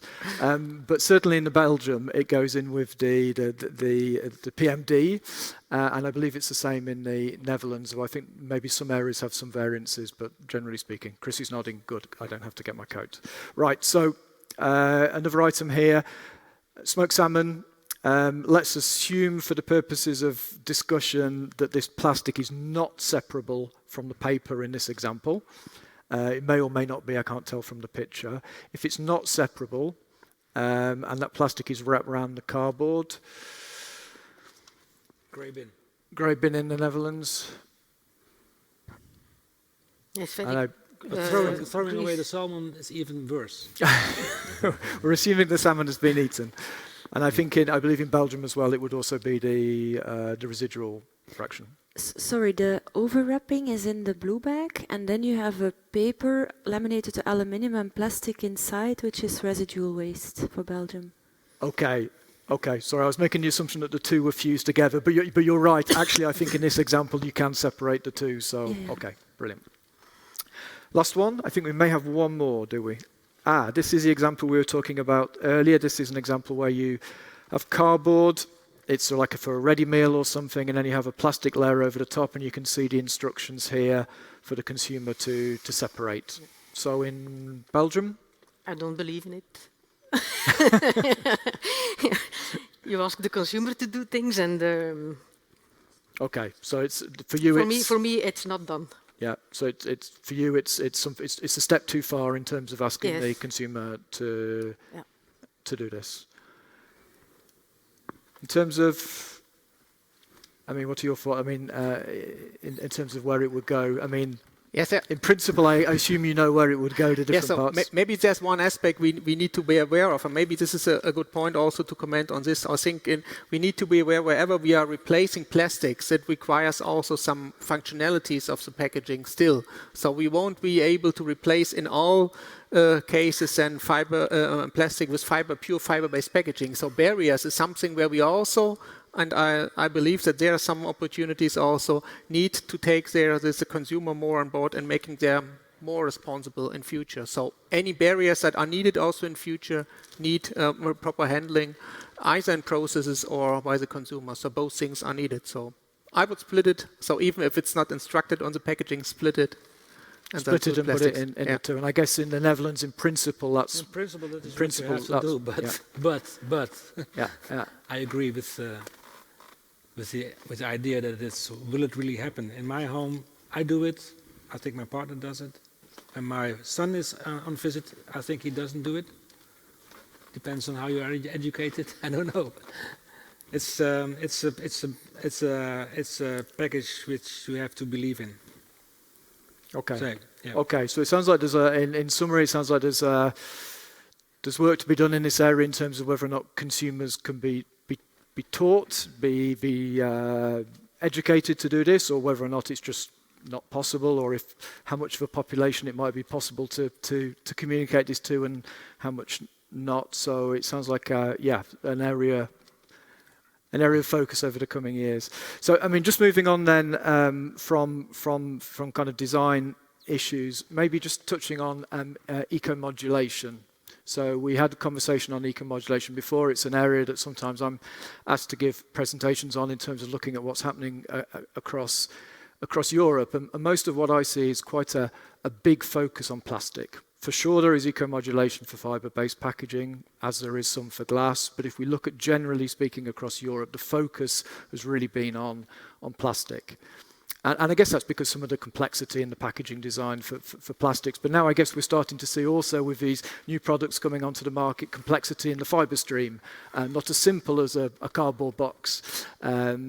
So I mean, do we feel that there should be more of a focus in terms of fee modulation on the paper structures? I mean, Rob, maybe if I come to you first, because you mentioned at the beginning the importance of recyclability and the effect that those eco-modulation fees have. I mean, what's your view on this?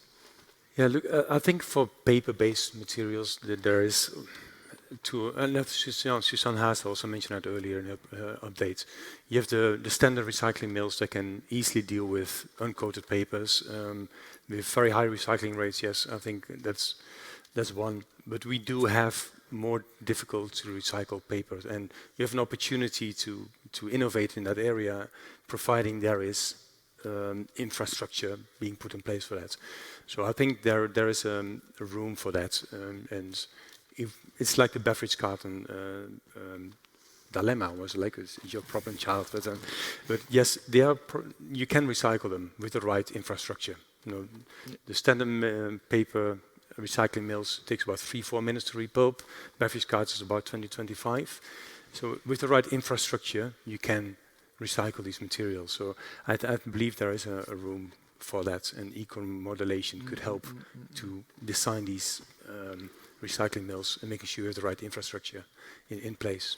Okay, great. And I'm going to flip the question to Chris in a moment, but just before I do, I mean, it was an interesting point you're making about the pulping residency time, and obviously a mill for drinks cartons is specifically set up. Jump in if I say anything incorrect, but it's specifically set up in terms of the pulping time to be able to deal with that particular product. Yeah, exactly.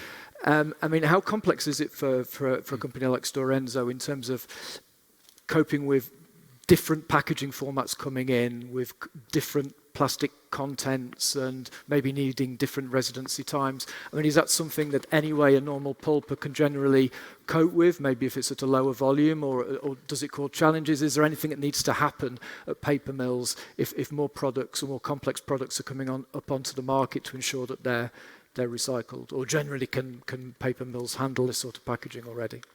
Yeah, so I would say there are different aspects to be considered. So one is EPR fee related. So this system, how it has been built up and established, of course, was then taking then this EPR fees also for building up this infrastructure and then supporting these investments, and meaning the whole system, how packaging is recycled. We heard it today also from Netherlands and Belgium, how it is financed. So there's a financial aspect, but the technical aspect is that other barriers or materials with other barriers, also two-side barriers, would be technically repulpable as well. But as I tried to explain, it's really then interfering with the valorization, so meaning the use and the material recycling then of the other materials. So options we should really explore, and doing there some more approaches in future and finding solutions of recycling one or also two-side materials, so if they are still allowed in the future, the two-side plastic-coated materials, to repulp it, so that also this consumer interaction might be then not needed, because we have seen it is a challenge, but technically repulping this material is possible, and technologies need to further develop to then also valorize the reject. So with all the barriers we are using today and also in future, we also need to make sure that these barriers are then recycled wherever it is technically possible, and from carbon footprint point of view also meaningful to spend there some effort on this. Okay, great, thank you. And Chris, apologies for jumping around between topics, but back to the eco-modulation, if I can, with you, because obviously your guidelines at KIDV are used as a basis for eco-modulation at Affelfonds. Yes. Do you feel that there should be more fee modulation on fibre-based packaging? Well, eco-modulation, I think it's a tool to improve the right innovation. So if you turn the button to a lower cost, to lower tariff, then you want to act companies to innovate in the right direction. On paper-based and cardboards, the fee is already very low. So if you go to the lower part, I think there's no much result on that. So we have to go up. So if you make the wrong things, then you pay more.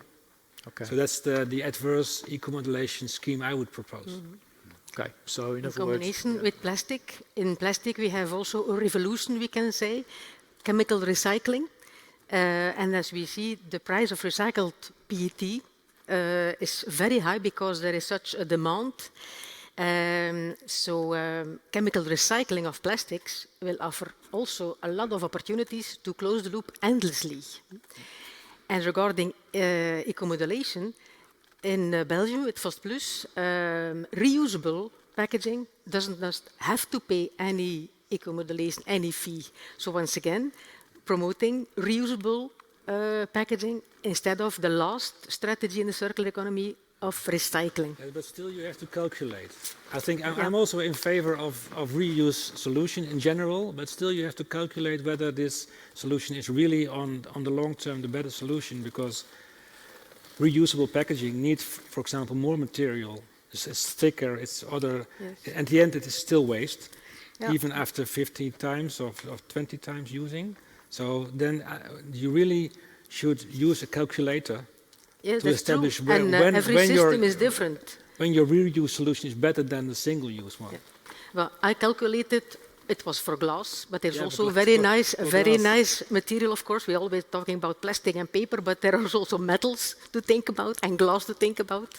Okay. And when we compare a throwaway glass bottle with a reusable glass bottle in a perimeter of 150 kilometers, because we don't have to bring our bottles back to Greece, then it's only 2 times. Yeah. So, but it's needs. On the glass bottles, I agree. Of course, yeah, I know. Okay. But on the other types of packaging, you're still in the beginning of finding out what the best choice is. Okay.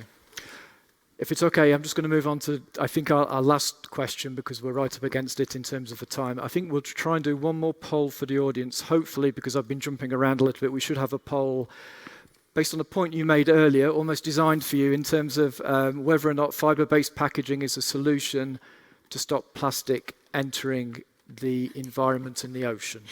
Open question to the audience, and well, not so open in that there's 3 responses. So yes, it will solve the problem. No, if it contains a plastic layer, then it's just as likely to end up in the environment, which was, I think, the point you were making earlier. And the third option, it depends. The focus should be on recyclability, whether or not it's fibre packaging, plastic packaging. As this way, it's less likely to be inappropriately disposed of. And just whilst that question is running, if I just ask to each of the panelists quickly, if we can, because we're running out of time, a general question, where can fibre and fibre-based packaging help us in our circularity objectives? And any final thoughts that you might have. So if I just move this way across, Karine? Yes, there was a lot more questions. There was a lot more questions, unfortunately. We're a little against the time. So I say it now. We're talking about materials. And I have a boutade. There exist no environmental friendly materials. It's all about material use. And a designer will select a material based on system thinking and life cycle thinking. And not only focusing on recyclability, but also take all the circularity strategies with him. So the talk of this afternoon was focused on a very small issue, and a good designer, and I invite all of you at home and here in the room, a good packaging design will calculate system design, life cycle thinking, and the strategies of the circular economy. Okay. Thank you. Rob? Look, I think fiber is going to play an important role. I think if you look at the recycling rates, and we saw that earlier in the Netherlands and Belgium, over 90% is very high. So if you can really help to increase the recycling rates, and that comes through different ways, right? Make sure that we design the right material, we put the right infrastructure in place, and also make sure that we help the consumer to make it as easy as possible to recycle these materials. I think paper can play a really important role to increase the recycling rates, and with that will also less will be ending up in nature. So yes, I think it's a very important part. And the other benefits of paper are it has value. You know, the fibers have value, so you can create this circular economy with that. And consumers know how to recycle paper. Globally, it's about 60%. Europe is over 82%. It's a good material that has really potential, and also to help us to increase the recyclability rates. Plastic, unfortunately, the recycling rates are not there. And that needs to increase. That needs to improve through different EPR schemes. And if you look at the global number of recycling of plastic, it's sad. It's a lot of it is ending up in the wrong place. So that's why paper does play an important role, I believe. Thank you. Peter?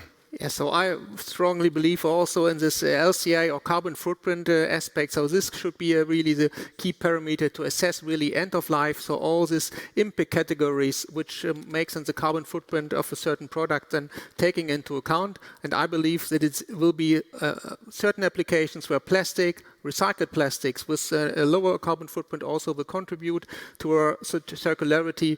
And in other fields there we have clear benefits from fiber-based packaging, but it will not be possible to replace their plastic in all applications. So just talking about their sparkling juices or drinks, this is something where some limitations are also from the functionality of the packaging, which does not make sense also sometimes to replace plastics. Okay. There are not enough trees to replace all the plastic by paper. The environmental impact of paper, I invite you to look it up, but it's all about the perception that I mentioned before. Yeah. And you were talking about the Nesquik. That was, or somebody talked about the Nesquik of Nestlé. Mm-hmm. It used to be in the polypropylene blue box, perfectly recyclable, and especially in Flanders, in Belgium, Fost Plus invested in recycling facilities. So the blue box of Nesquik is perfectly recyclable. but the solution with the paper coated with plastic, I don't think that will be a good solution. I just want to mention this. I think we need to wrap it up in a moment, but I think, Rob, we should give you the opportunity to respond. Yeah, we have launched some Nesquik in some markets, not in Belgium, I believe. Look, in the end of the day, we want to make sure that the materials we bring to the market are recyclable by design and have a good chance of being recycled. And in some cases, plastic is maybe a better solution. Other cases, it's fiber-based materials. Or maybe it's glass or metal. But in the end of the day, I think we need to start with making sure we have the right materials in the markets and we build the right infrastructure. That needs to come together to make this work. Okay, thank you. Chris, final word. Let's be positive. I think let's give the fibers a chance to give the more market share in the packaging portfolios. I think in many examples they are a better alternative than we are in plastics. Not always. I also tried to count the trees, but I have not finished yet how many trees we need to get this virgin fibers available for packaging. But I think we should give it a chance. And the worst thing governments can do is to describe in detail what and how we should develop our packaging portfolios in our societies, which is currently done by many governments, also by the European Commission, trying to describe exactly what should be done. I think that's a disaster for innovation. Chris, thank you. Before we go, I don't think we've seen the results yet, have we? Here we go, quickly. Last word to the audience. So there we are, more than half choosing the last option. It depends. Yeah, it depends, and that focus there should be ultimately on the recyclability, because if it's recyclable, it's more likely to end up not being littered or inappropriately disposed of. So I think we need to close it now. Panel, thank you all very much. Lively debate, a good discussion, an open discussion, so thank you. Thank you.